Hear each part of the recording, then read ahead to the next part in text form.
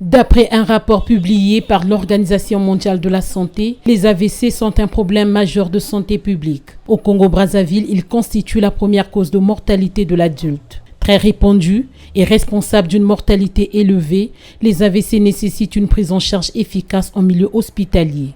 Nous devons mettre le malade en position pour vivre, la tête élevée autour de 30 à 40 degrés.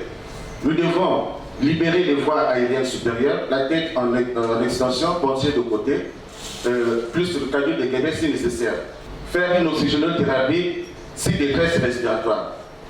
Faire le lissement qui veut dire bilan initial spécifique de malade à l'arrivée. Souvent c'est composé de la numération, la glycémie, la triade et le nogramme.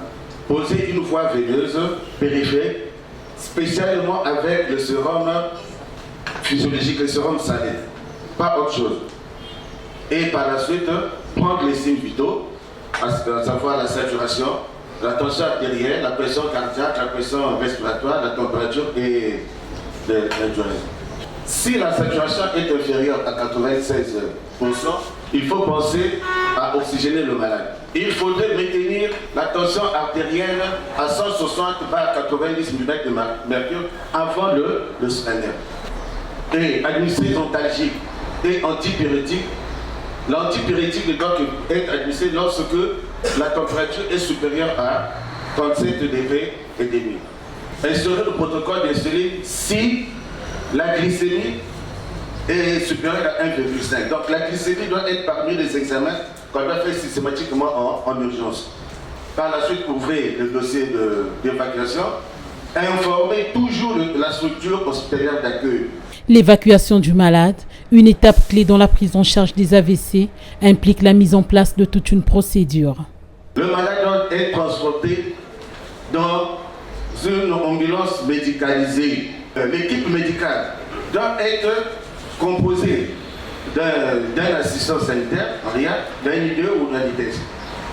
Imposer qu'il y ait une bouteille d'oxygène pour laquelle vous devez mettre au moins le malade à 3 lits par minute, parce que vu le trajet, vous ne savez pas qu'est-ce qui peut arriver, donc il vaut mieux prévenir. Et il faudrait à ce moment-là s'ouvrir les signes vitaux. Je mets un petit point à ce niveau, parce que ce qui se passe souvent, c'est quoi? Quand on transfère un malade, nous sommes devant la cabine, le malade est derrière avec les parents. Donc pour nous, c'est un plaisir d'être dans l'ambulance, vous avez le chauffeur à côté, on circule. Non, le malade est seul derrière. Donc vous ne savez pas. Vous êtes parfois de... Il y a peut-être bien qu'on a. Donc vous voyez que c'est pas bon. Dans cette urgence médicale, quelques gestes, parfois fatals pour le malade, sont à éviter.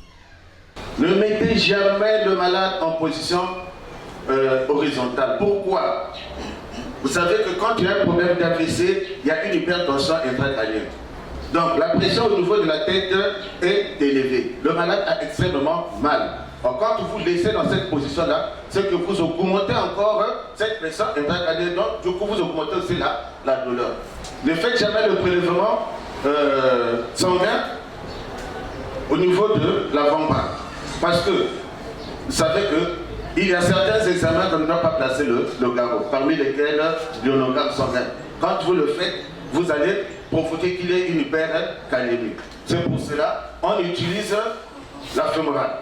Et ne jamais prendre la voie veineuse au niveau du bras paralysé. Et surtout, jamais de sérum glucosé et surtout le réserve. Non. Vous ne savez pas quel est son statut de la glycémie.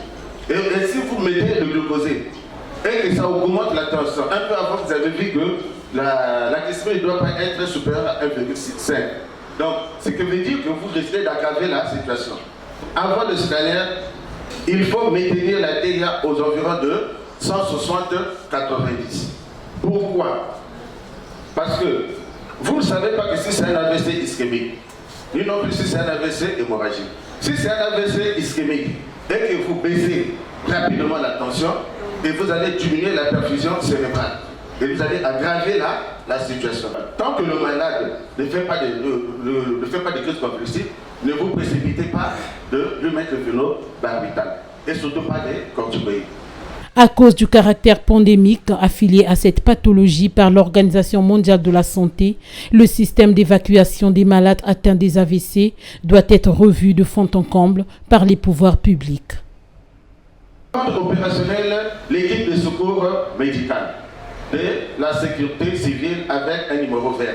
Il faudrait que le réseau routier puisse être arrangé et éclairé. Imaginez-vous que vous amenez un malade qui a un AVC. C'est une voie là où c'est plein d'otages, c'est plein de trous, ou encore c'est plein de la boue.